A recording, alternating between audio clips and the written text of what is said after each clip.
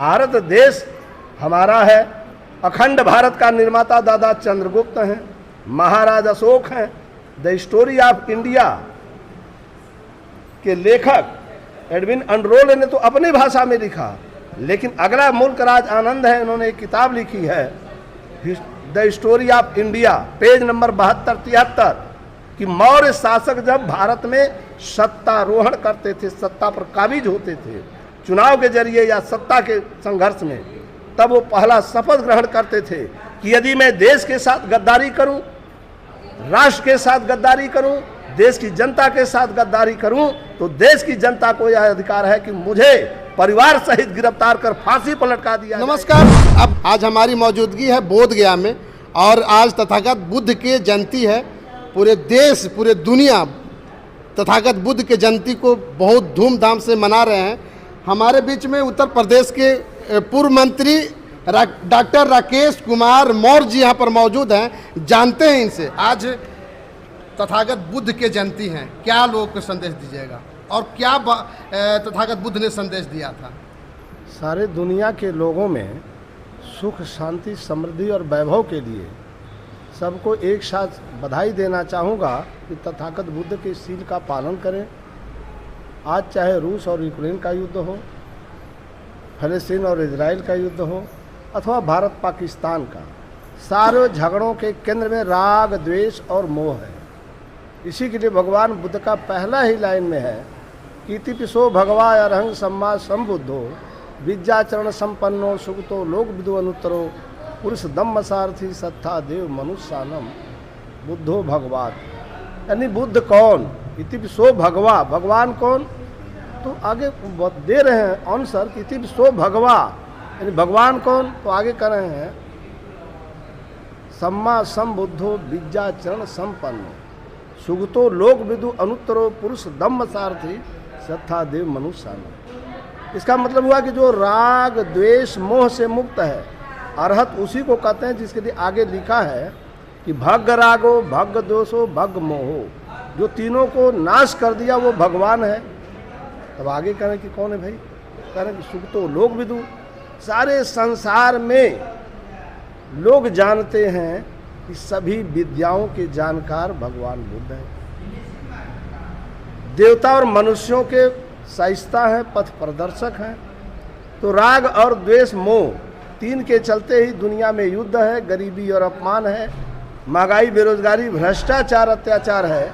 तो बुद्ध जयंती के मौके पर सबको बधाई देना चाहूँगा और बिहार सरकार और भारत सरकार से कहना चाहूँगा कि बोध गया मंदिर जो बीटी एक्ट, हाँ, बीटी एक्ट 49 एक्ट बना हुआ है, यानी 1949 का, उसे सरकार तो पहली बात की रद्द कर दे। जितना जल्दी रद्द कर देगी आरएसएस, बीजेपी शायद बच जाए, और जितना दिन विलंब करेगी यह आंदोलन बोध गया से सीधे गांव में अब जाएगा। विधानसभा चुनाव होने वाला है, विधानसभा स्तर पर हम लोग जनता की रैलियां करके समझाऊंगा कि सम्राट अशोक जो भारत के सम्राट थे, जिनके विषय में एच.जी. वेल्स ने कहा है कि दुनिया के इतिहास से भरे पड़े पन्नों में राजाओं, महाराजाओं, सम्राटों, संत महात्माओं के बीच महाराज अशोक नक्षत्र मंडल में एकाकी तारे की भांति चमक रहे हैं। हर युग और हर राष्ट्र ऐसे शासक को जन्म नहीं दे सकता, परंतु धन्य है भारत के संविधान सभा के लोग।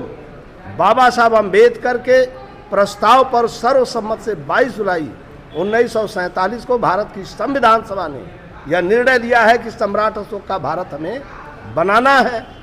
तो जब भारत बनाना है तो बीटी एक्ट तो सरकार को हटाना उसकी नैतिक जिम्मेदारी है, क्योंकि भारतीय संविधान का अनुच्छेद 14 विधि के समक्ष समता और समान संरक्षण की गारंटी देता है।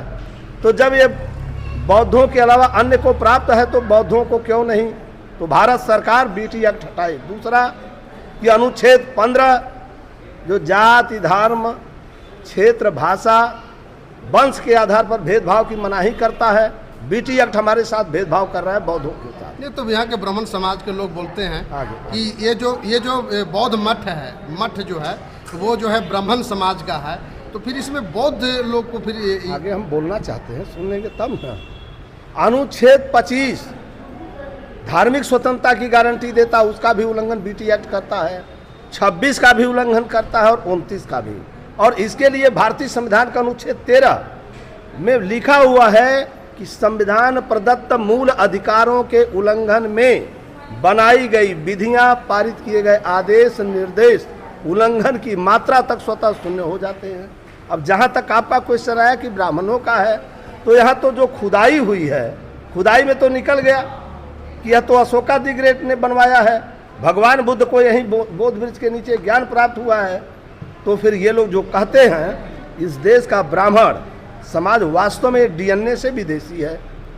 ये बात मई 2001 में जब डीएनए टेस्ट हुआ विभिन्न जातियों का, तो उससे फाइनल हो गया। अब ये हैं कौन? तो ये अब्राहम के वंशज हैं और हटा करके ब्राह्मण के वंशज हो गए। और ये बेचारे जबरदस्ती बतिया रहे हैं। इनका इलाज भारत की सत्ता से बेदखल करना है, जिसके लिए बाबा साहब ने हमें वोट का अधिकार दिया है। वोट का सही प्रयोग करना है। अच्छा, बताया जाता है कि भगवान के विष्णु का नौवां अवतार, हाँ, तो इसको हम दोनों भगवान तरफ बुद्ध है। मैं समझ और यदि पूजना वो चाहते हैं, आपको ब्राह्मण समाज यदि भगवान बुद्ध को पूजना चाहते हैं किसी भी रूप में, तो इसमें दिक्कत आप लोगों का है जो गाली देते हैं ब्राह्मणों? पहली बात तो ये 100% गलत है कि ब्राह्मणों को कोई गाली देता है। ब्राह्मण को कोई गाली नहीं देता, ब्राह्मण खुद ही दूसरों को गाली देता है, पहला आरोप। इसके साक्षात प्रमाण पूरा मनुस्मृति राष्ट्र का कलंक, लेखक राम स्वरूप वर्मा, पूर्व वित्त मंत्री उत्तर प्रदेश सरकार, बाद में राष्ट्रीय अध्यक्ष शोषित समाज दल, उन्होंने लिखा है, किताब पढ़ लीजिए। तीसरी बात कि बाबा साहब ने मनुस्मृति की 25 दिसंबर 1927 को होली जलाई, उसको भी पढ़ लीजिए कि ब्राह्मणों ने क्या लिखा है। अब जहाँ तक रह गई कि बुद्ध को पूजना चाहते हैं, तो महाराज अशोक ने शिलालेख में लिखवाया है कि भगवान बुद्ध ने जो कहा है उसी आधार पर उसको उनको पूजना चाहिए, उसी स्तर पर मानना चाहिए। 4 आर्य सत्य अष्टांगिक मार्ग, बाकी जो गाथा है सेम उन्हीं के शब्दों में। अगर उसमें जरा भी हेर फेर किया जाता है, इसका मतलब हुआ कि बुद्धमय भारत के विनाश का षड्यंत्र ब्राह्मण रचता है। उसका अकाट्य पुख्ता प्रमाण बोध गया बुद्ध विहार पर कब्जा है। इसी तरह से आप लोग गाली दे रहे हैं। मैं कहाँ गाली दे रहा हूँ कि ब्राह्मणों का कब्जा है, ब्राह्मण पूजना चाहता है, फिर भी आप लोग ब्राह्मण पूजना चाहता है तो चारों शंकराचार्य की गद्दी हमें दे दे। उससे ज्यादा मैं पढ़ा लिखा हूँ, मुझे गद्दी दे दे चारों शंकराचार्य की। बैठा है 1500 साल से उस पर जबरदस्ती। ये भी तो विधि की समता और समान संरक्षण गारंटी चाहिए। मैं संस्कृत में खुद डिक्टेंशन मार्क ले आए, पूरा वेद पढ़ के उसको सुना देता हूँ। बनाए हमें गद्दी पर बैठाए, यादव को बैठा दे, मौर्य जी को बैठा दे, हमारा बहुजन समाज का अनुसूचित जात का बेटा बैठा दे, और भी हमारे कुर्मी समाज के लोग हैं, चारों गद्दी 1500 साल के लिए हम लोगों को दे दे और 1500 साल हम लोगों की पूजा करें। हम भी पूजना चाहते हैं इनको। बराबरी तो इसी बात पर होगी, तुम हमारी खोपड़ी पर बैठे रहो और हम तुम्हारे जूते के नीचे। ये नहीं चलेगा। आज नहीं तो कल जंग जारी है। जगदेव प्रसाद ने कहा है कि 100 साल लंबी लड़ाई की बुनियाद डाल रहा हूँ। अभी तो कितना हुआ? अरे 67 से आज आ गया, 33 साल उधर, 25 साल इधर हुआ है, तो कुल मिलाकर के 60 साल लगभग होने वाला है। अभी 40 साल है। 40 साल में चिथड़ा उड़ जाएगा ब्राह्मणवाद का।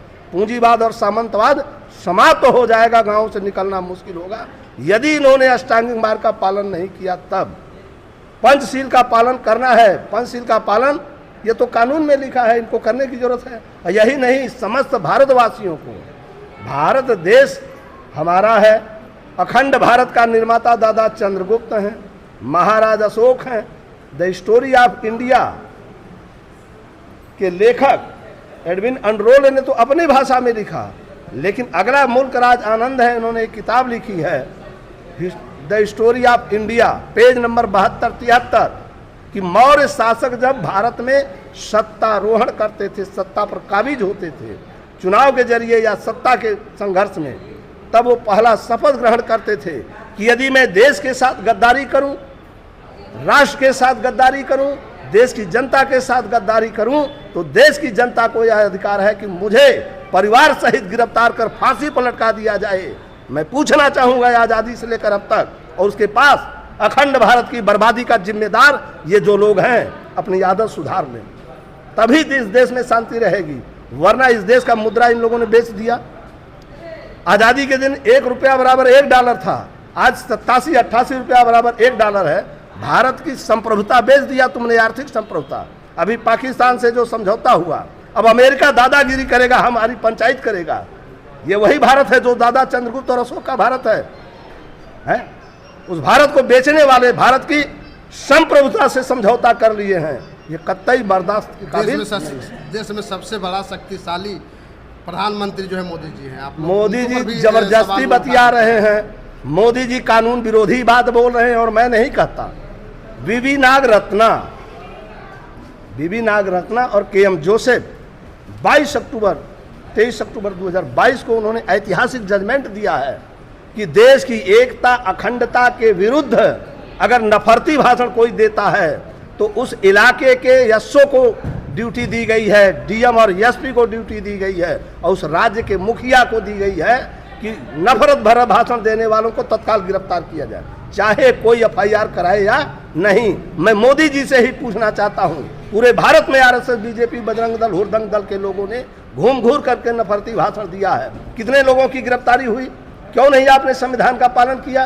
सुप्रीम कोर्ट के आदेश का पालन क्यों नहीं किया? और हम बिहार सरकार के मुखिया से भी पूछ रहे हैं, पूरे देश के तो बहुजन समाज के हैं, उनको तो अभी दे देना चाहिए था। अभी सवाल यह है, आप लोग धरना प्रदर्शन पर बैठे हुए हैं, आंदोलन कर रहे हैं, फिर भी आपका आप ही का समाज जो है, बहुजन समाज के लोग हैं बैठे हुए हैं, वो नहीं सुन रहे हैं आपको बात। देखिए, सही तो ये है कि अभी बहुजन समाज सोया हुआ है, तो हमारे लगता है कि नीतीश बाबू चाहते कि इसी बहाने लोग रोज सम्मेलन चलेगा तो जल्दी से जल्दी बहुजन जाग जाएगा, इसीलिए देर करें। वरना तो हमारे लिए वो चाह ही रहे हैं कि जितना जल्दी मिल जाए भारत, वो देने के लिए तैयार हैं। लेकिन बहुजन अभी जगा नहीं, वो जगाना चाहते हैं, इसीलिए वो थोड़ा सा चाहते हैं कि संघर्ष चलता रहे। ये मैं समझ पाया हूँ। तो प्रतिक्रिया कमेंट बॉक्स में जरूर दीजिएगा। यदि आप फेसबुक पर देख रहे हैं, लाइक कीजिए, कमेंट कीजिए, शेयर कीजिए, यूट्यूब पर देख रहे हैं, सब्सक्राइब कीजिए। जय भीम, जय भारत।